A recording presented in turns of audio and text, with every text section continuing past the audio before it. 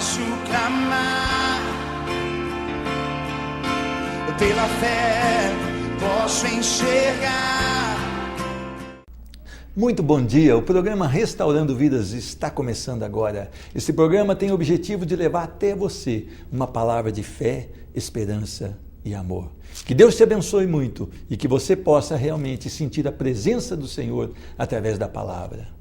Você tem glorificado a Deus?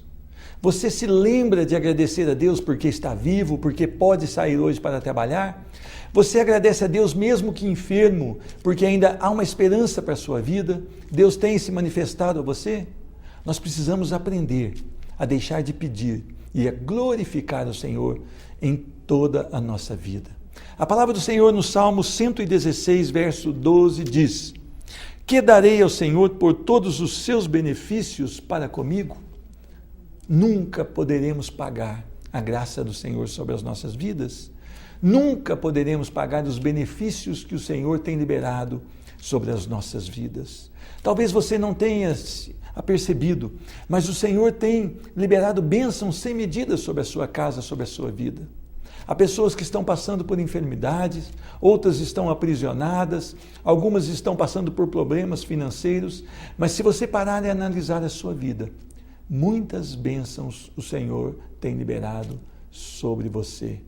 É preciso agora você deixar um pouco a sua aflição, deixar um pouco a sua luta. Talvez onde você estiver agora, você parar um pouco e glorificar a Deus. Senhor, que poderei te dar por todos os benefícios que o Senhor tem dado a mim? O Senhor Deus é lindo, é maravilhoso. O Senhor Deus é longânimo e benevolente. A compaixão dele é liberada sobre as nossas vidas. Você crê nisso? Que Deus te abençoe durante o dia de hoje. Eu quero conversar hoje com o Nilson de Carvalho.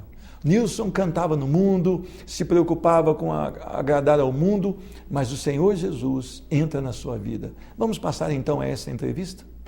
Posso clamar,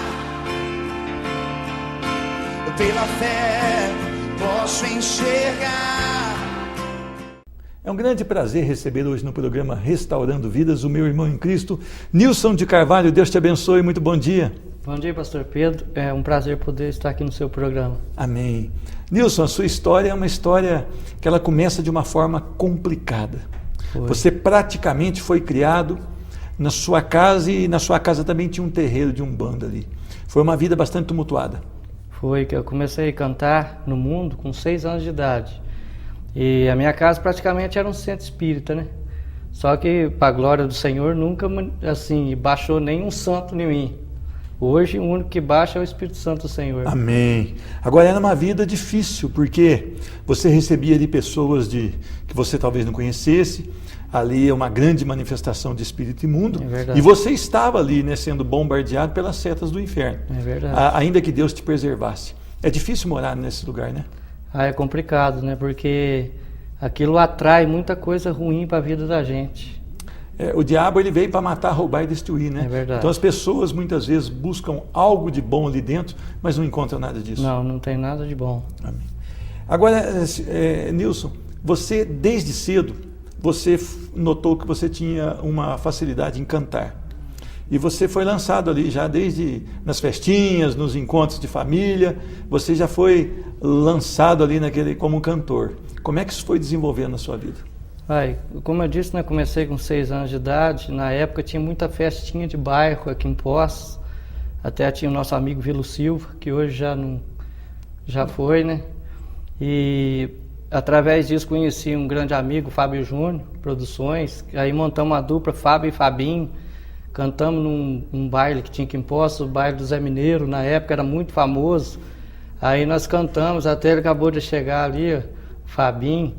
E crescemos junto, dos nossos 13 anos de idade até os 18, 19, nós crescemos junto, cantando para o mundo. Agora, quando você está cantando no mundo, você tem algumas ofertas do mundo para a sua vida.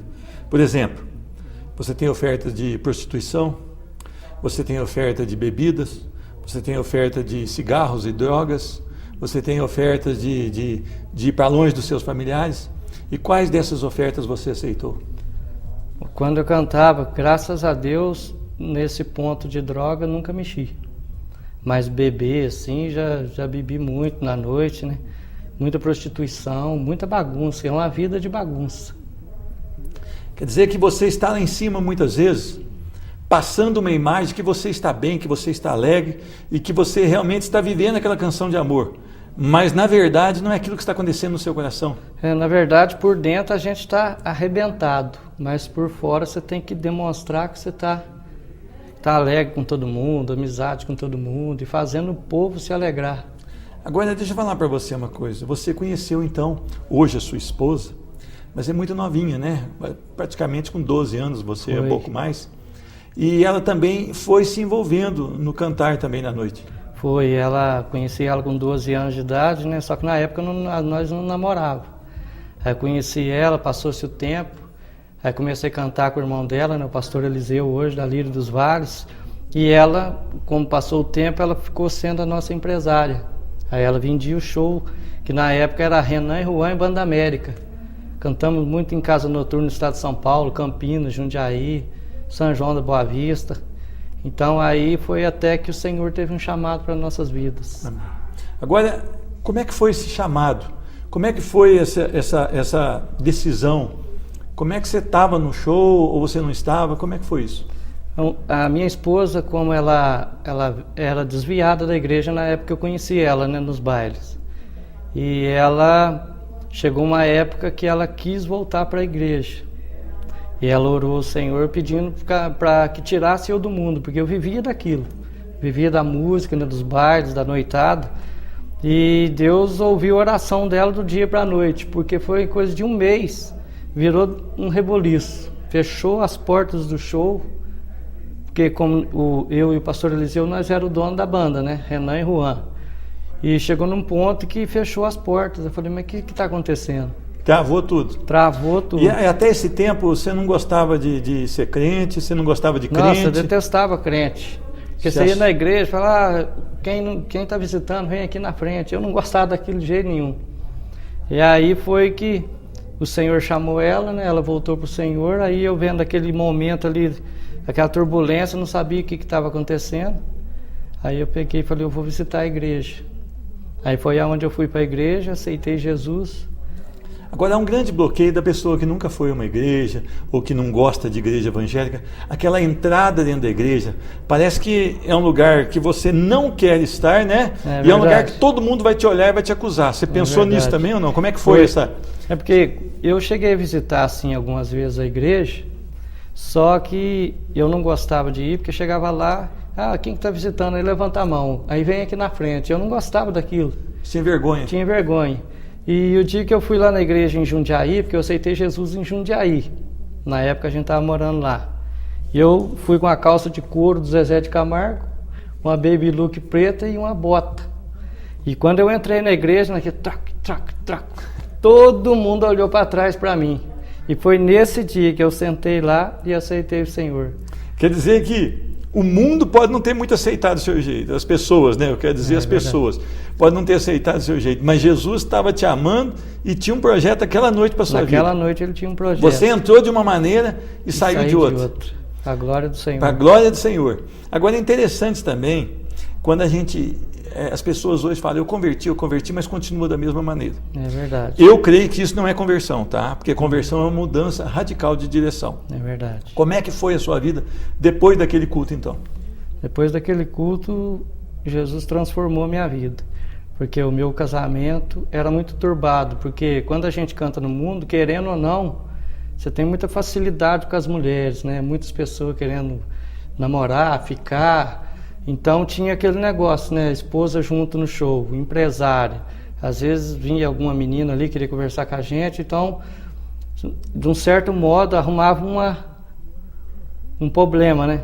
Aí depois que eu vim para a igreja, a primeira coisa que o Senhor fez foi transformar meu casamento. Amém. Hoje nós temos paz dentro de casa. Eu respeito a minha esposa, ela me respeita. A bebida não lhe fez falta? Não, graças a Deus. Assim, quando eu cheguei na igreja, fui liberto de tudo. Já fui liberto das músicas do mundo, já fui liberto das bebidas. Foi em um mês de conversão, eu já tinha escrito 2 hinos. Hoje eu tenho 50 hinos para a glória do Senhor. Amém. Tem pessoas que estão hoje na igreja e acham que não tem nada a ver você cantar as músicas seculares, você pegar aí o rei Roberto Carlos, cantarolar as músicas dele, mas nós vemos que a letra, ela insinua sempre promiscuidade, ela fala de um sexo que é para você ter com a sua esposa, no respeito, ela expõe tudo isso. O que você acha isso? O cristão, ele deve estar envolvido com músicas seculares, sim ou não?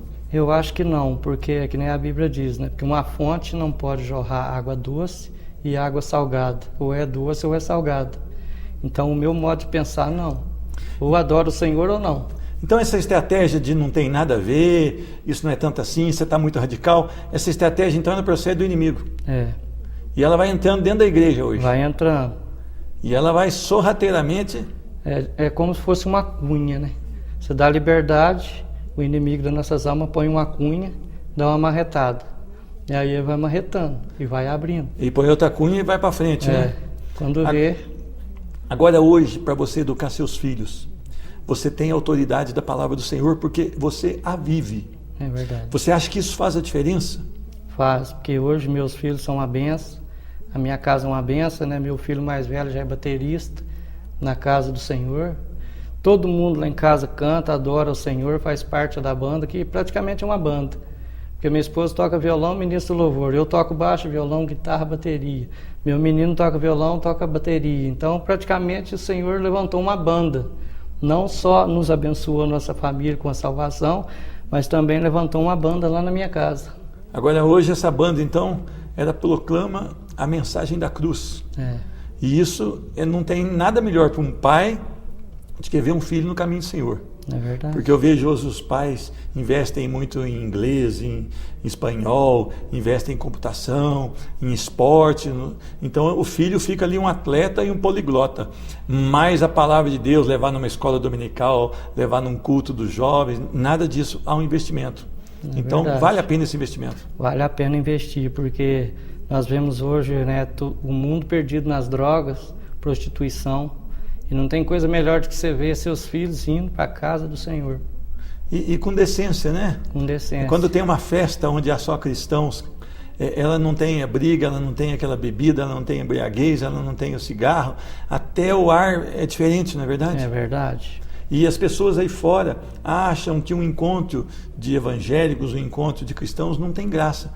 Mas é ali que há a graça do Senhor, não é verdade ou não? É verdade, o Senhor tem feito maravilhas no nosso meio. Amém.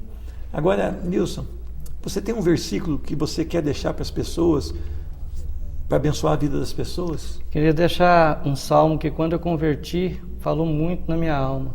Salmo 37:4, que diz: agrada-te do Senhor e Ele concederá o desejo do teu coração. Entrega o teu caminho ao Senhor, confia nele, tudo Ele fará. Então quer dizer que nós temos que ter a nossa alegria no Senhor. E o resto Ele vai ajeitando. Ele vai consolidando o nosso viver aqui nessa terra e preparando uma coroa que não se deteriora para a glória, não é verdade? Glória a Deus. As pessoas hoje estão muito focadas nesse tempo aqui na terra, mas há uma eternidade para ser vivida, ou no descanso do Senhor, ou com o diabo e seus anjos. É verdade. Então, nós devemos o quê? Crer no Senhor Jesus enquanto há tempo. É verdade. Nilson, Deus te abençoe muito. Muito obrigado Amém. pela sua presença. Que você continue num espírito de adoração e que toda a sua família, por onde eles passarem, que fique ali uma lição de que vale a pena ter uma casa que serve ao Senhor. Amém. Deus abençoe. Muito obrigado. Deus abençoe você. Amém. Eu conversei com o Nilson de Carvalho, mas o programa Restaurando Vidas volta já já. Não saia daí. Posso clamar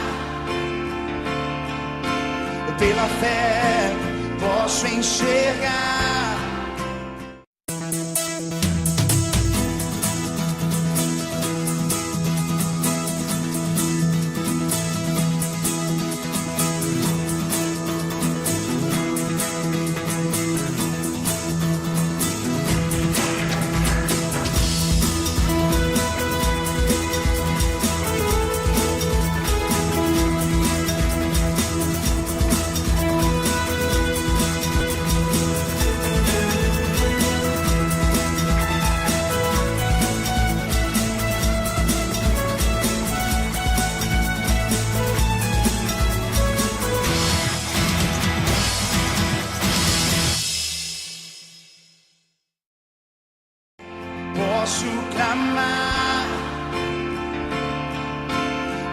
fé posso enxergar.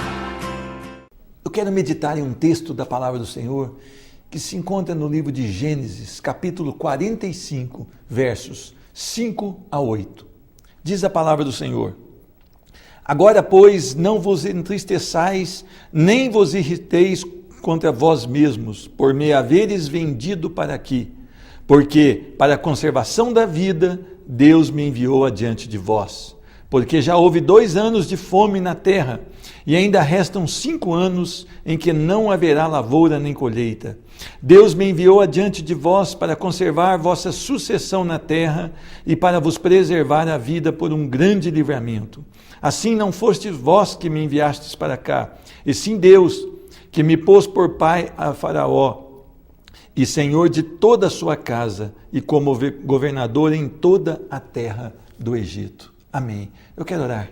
Senhor Deus, muito obrigado porque a Tua palavra nos esclarece, a Tua palavra transforma, a Tua palavra nos dá diretriz em nome de Jesus. Fala hoje a essa pessoa através da Tua palavra. Use o Teu servo com poder e graça em nome de Jesus. Amém. Nós muitas vezes nos surpreendemos com aquilo que a vida nos oferece. Talvez os nossos objetivos estejam lá à frente, e nós passamos por um momento da vida tão difícil, tão duro, que nós chegamos no meio da caminhada e falamos: Senhor, esse negócio não vai acabar bem, esse negócio não vai dar certo, porque o objetivo é para lá, e eu estou indo ao contrário, para cá. Como é que eu vou chegar no meu objetivo? José era um homem que temia o Senhor. Desde cedo, José, então, ele era protegido de seu pai ali tinha um amor grande pela vida dele, e os seus irmãos não compreendiam esse amor do pai por José.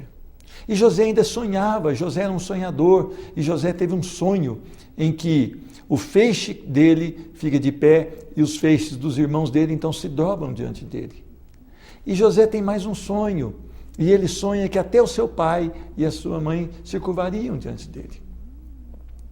Esses meninos, então, os irmãos de José, ficaram muito bravos com essa situação e eles ficaram magoados com isso. E quando José vai se encontrar com eles, pois eles zelavam do gado no deserto, eles então prendem José numa cisterna, vendem ele como escravo e apresentam a sua roupa suja de um sangue de cordeiro e falam para o pai: olha, uma fera, então ela acabou com José. O pai sente muito. O pai realmente se entristece e chora por José muitos dias. José, então, ele é vendido como escravo na casa de um governador de Faraó, Potifar. José chega na casa desse governador e ele começa a se destacar, porque tudo que ele arrumava prosperava, onde ele punha sua mão prosperava, e José, então, ele conquista a confiança de Potifar. Potifar, então, ele coloca como o chefe daquela casa. Ele só não poderia tocar na sua esposa. E um dia a sua esposa olha para ele com olhos de atração e ela sente-se atraída por José.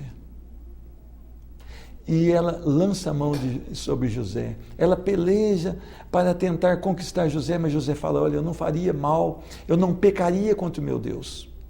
E ela então bate a mão na capa de José. José sai correndo e deixa a capa na mão dela. Quando o Senhor chega, então, o chefe daquela casa chega, a mulher fala tudo ao contrário, diz que José tentou seduzi-la, tentou lançar a mão dela e ele é colocado à prisão. José, mais uma vez, começa a se destacar na prisão. Ele começa a se destacar na prisão porque ele organiza a prisão, ele é um homem obediente, ele é realmente um homem que teme a Deus. E na prisão ele é exaltado. Aquele chefe da prisão coloca ele ali como organizador, como gerente daquela prisão. Certa feita, 2 homens que serviam direto a Faraó, eles são colocados ali na prisão. E eles têm um sonho e eles falam esse sonho a José.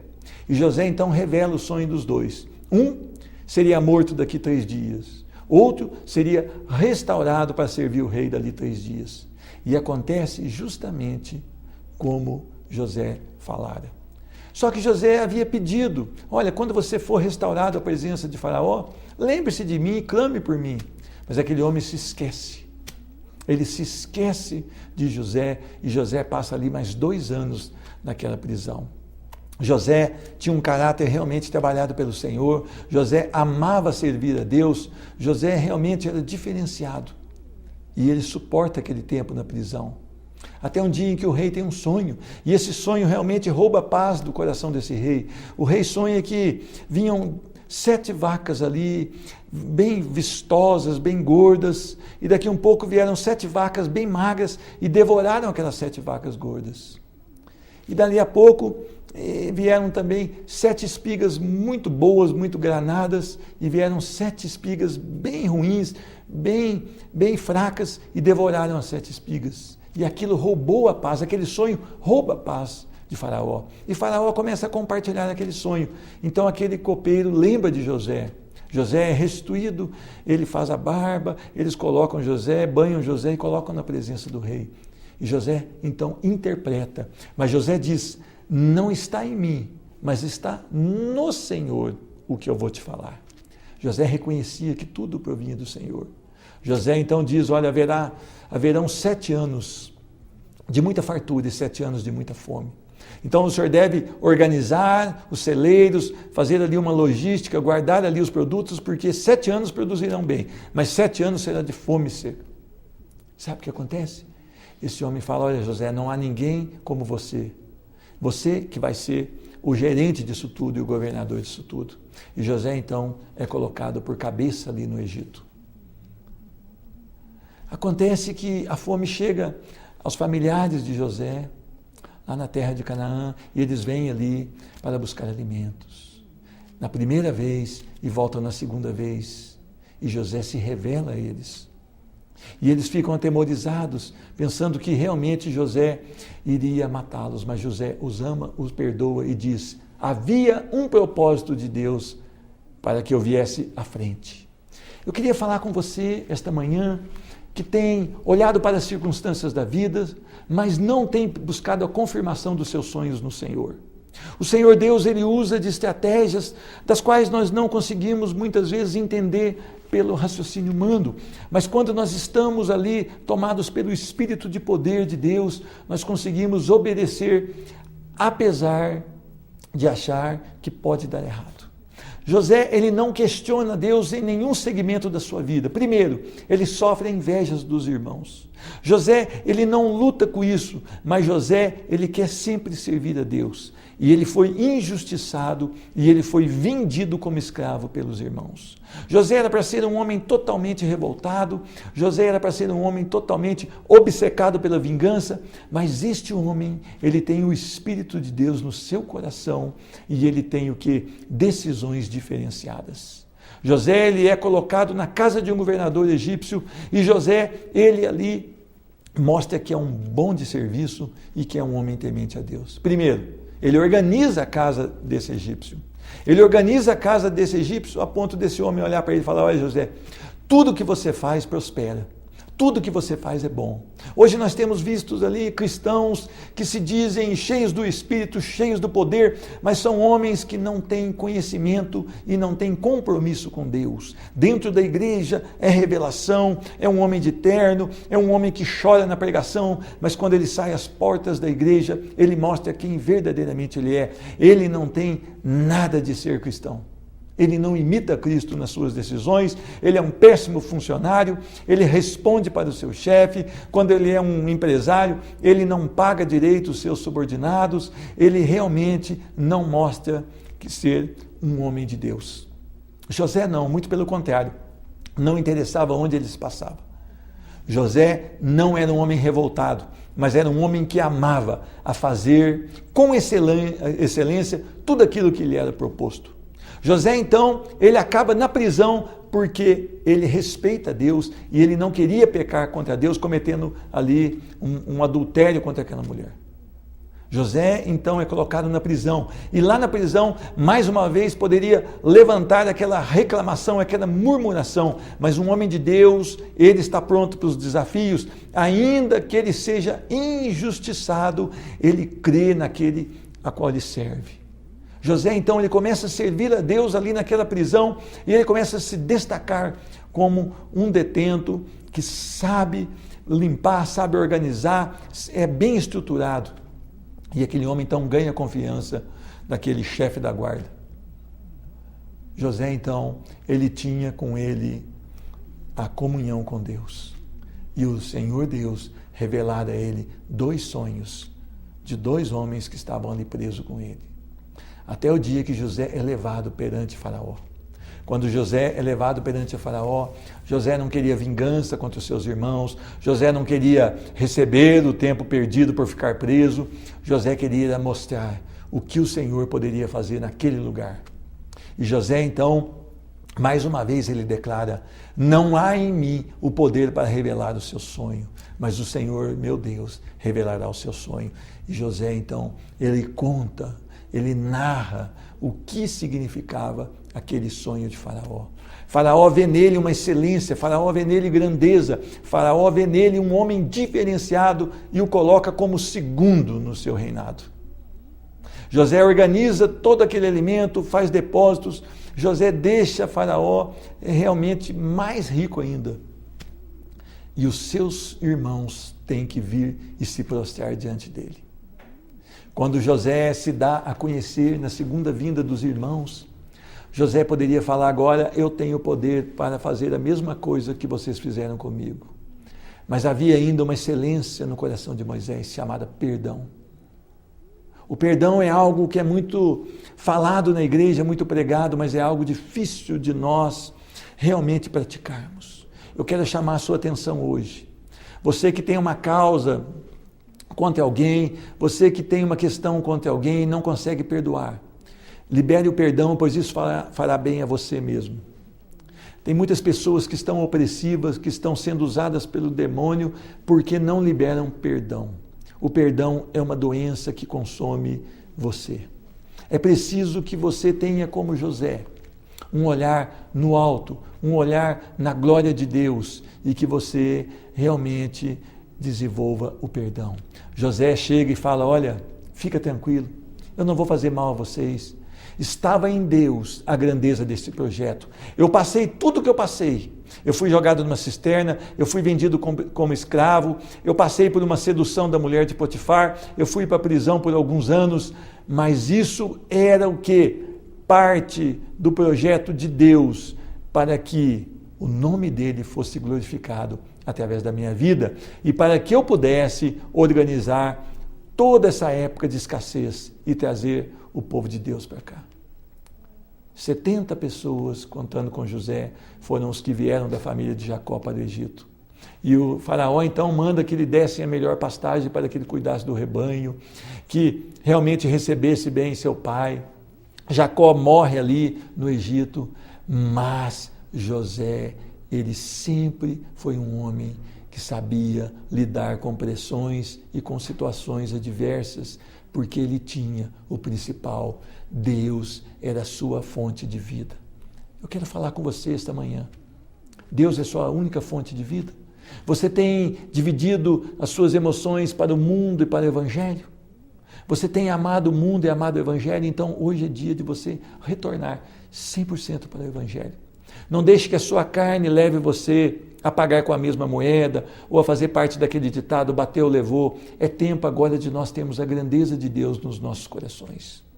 José foi um homem acima da média e você pode ser assim. Deus tem planos maiores para a sua vida do que você está imaginando. Deus quer levar a você em lugar de destaque. Creia, Senhor Deus, muito obrigado pela tua palavra. Abençoa essa pessoa que assiste o programa Restaurando Vidas, Senhor. Restaura os seus sonhos, o seu vigor. E se ele não estiver no teu caminho, Senhor, traz hoje com teu Espírito Santo para o teu caminho. Renova essa vida pelo teu poder, pela tua graça, em nome de Jesus. Amém. Creia no poder de Deus. Creia nas decisões que Deus tem para você. Ainda que o caminho pareça um caminho difícil, o melhor de Deus está por vir. É preciso que você obedeça incondicionalmente. Deus sabe o melhor para a sua vida, para a sua família e para os seus sonhos. Que Deus te abençoe muito e que você seja feliz no Senhor. Posso clamar pela fé, posso enxergar.